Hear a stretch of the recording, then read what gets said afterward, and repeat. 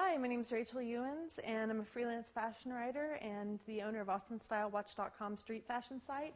And I'm here to talk to you about how to buy 80s clothing. Now, if you're a purist and you really want to buy clothing of the era, you're going to need to go to some vintage shops. If you're going to look for 80s clothing, there are a couple of little trademarks you're going to want to look for. If you're looking at more formal or kind of business wear, one of the first things you're going to look for as an indicator of the era is shoulder pads.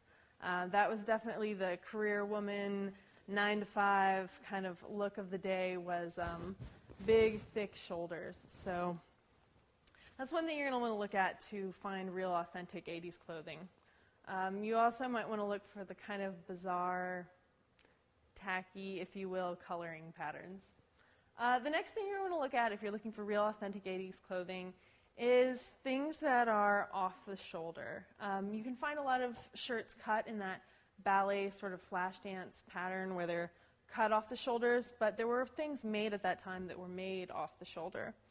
So looking for things that naturally have that cut of the era, it's a good indicator of 80s authenticity. The next thing we're going to look at for buying 80s are belts. You can find these new in a lot of stores nowadays. It's a look that's come back really big, but this is actually a vintage belt from the era. So looking for thick belts, and this was also a popular look a lot with the leather in the front and the elastic in the back, so it would stretch with you.